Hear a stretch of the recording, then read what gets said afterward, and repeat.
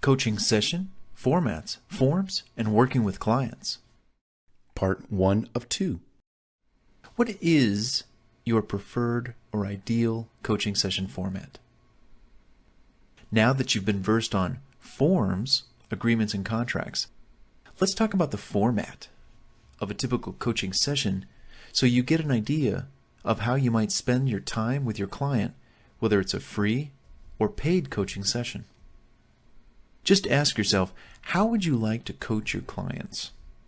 How will you be at your best? How will your clients get the most out of you? Where's your power spot? At your home office or at the office? Face to face with your client? Would you prefer to coach over the telephone? In group format? Online via voice over internet, webcam? Early in the morning? In the afternoons? Evenings? Weekends? After midnight? Set up the rules of the game on your very first call. You know, we teach people how to treat us by setting up the rules. In your first session, you will set the tone for your entire coaching relationship. Your client will learn all about your expectations on this first call and the do's and the don'ts in your coaching relationship. It is much harder to incorporate these rules later on in coaching, so establish them early. On the first call, share the outcome for your session. Get to know more about the world they live in, and reinforce the rules of the game in order for them to benefit most from the coaching. Then, finish the session by clarifying their top 1 to 3 goals. Here are the rules of the game every coach needs to share with their client. Number 1, coaching is not therapy. That means that we do not go into the client's past or analyze negative behaviors or experiences that might better be handled by a trained therapist or counselor, especially where substance abuse is at stake or any other kind of abuse. Ugh. Number 2, state clearly the number of sessions they've invested in going into the future. Let them know at what time and what date their coaching sessions will need to be completed. Have an expiration date with your coaching package and sessions to make sure they keep the momentum alive. More importantly, this will prevent your client from going MIA, missing in action, during the course of your coaching sessions. Number 3, tell them to be on time. If they're late, their session will be shorter and won't go over to make up for any lost time. The first session will be 45 minutes, and each session thereafter will be 30 minutes, so be on time. Number 4, be focused for each call. It is the client's responsibility to lead each call by deciding prior to the session what they would like to receive coaching on. Remember, you're not a psychic, so ask them to tell you. Hence the importance of those preparation forms. Number 5, if a client must reschedule a coaching session, the client must reschedule that call at least 24, maybe 48 hours in advance, or it will count as paid and as one of their coaching sessions. Always mention to them that your time is valuable and so is theirs. This is your business. Protect it.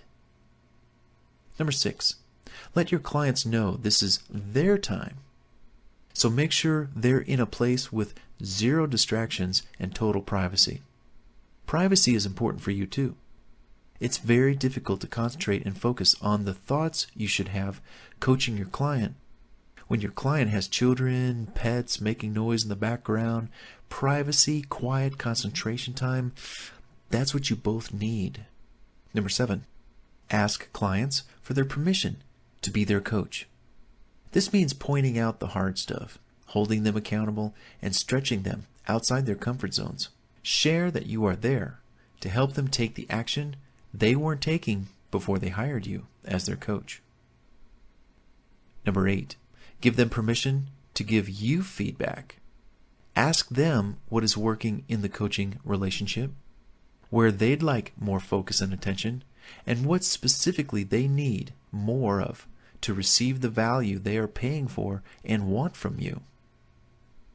Number 9, if you agree, tell them they can email you in between sessions when you're not talking. The purpose of this is for accountability and to keep you current on what's going on in their world. Ask them to keep their emails short, though, concise and to the point, or you should inform them that you'll need to charge them for reading their books via email. Their emails via email. You know what I'm talking about. Clients, if not kept in check, clients can drive you crazy with emails back and forth, back and forth, back and forth, back and forth, back and forth for what, an hour? Whoa. I coach with you on the phone with minor replies, subtle replies, just small replies regarding email. It depends. Again, I talked about this earlier. You got to watch your clients' communication. The phone is first. Email, texting, what's going on? Keep them confined, or else they'll run you crazy. And number 10, tell the client to be in a stable spot for each coaching call. Tell them no driving, no running, no out. Well, if they want to be outside walking, it's up to the client, of course, but no driving around. Tell them to be in a stable spot for each coaching call. No doing activities while on the call, no washing the dishes, nothing distracting. It's important that you are both 100% there, present, and focused during each and every call.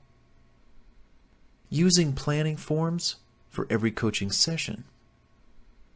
When you ask your client, what would you like to focus on for our call today?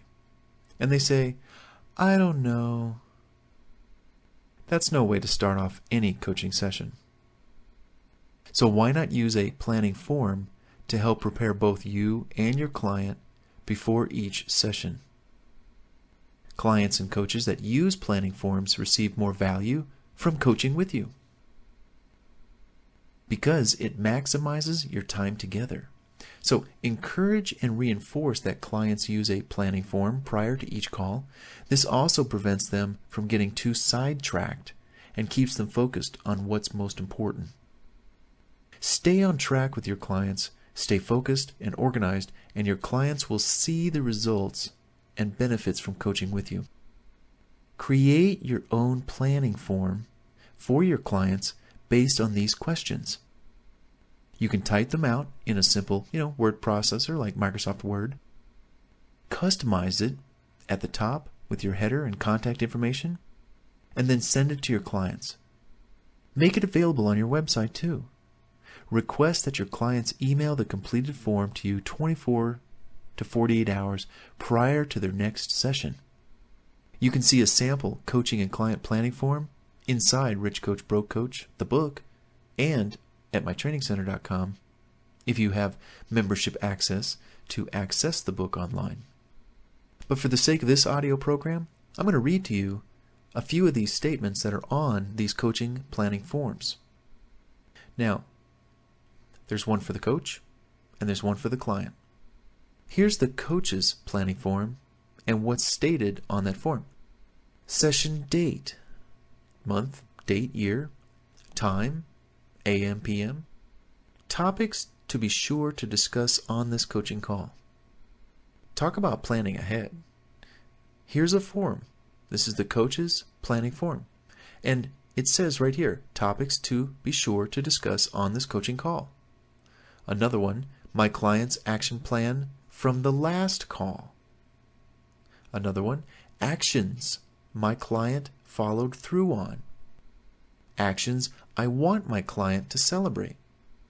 Lessons my client learned since our last call. How can I best coach and support my client on our next call? Outcomes and expectations by our next call. Miscellaneous notes, things that jumped out, things said, things to remember. So that's the coach's planning form. How great is it that a coach could have a form to prepare and plan for each coaching session? Just amazing. You can see the multiple layers of preparation, organization, professionalism that you're conveying to your client. This really is a business, isn't it? You know, broke coaches don't use forms because they don't have clients for long. Rich coaches use forms and they keep clients for long.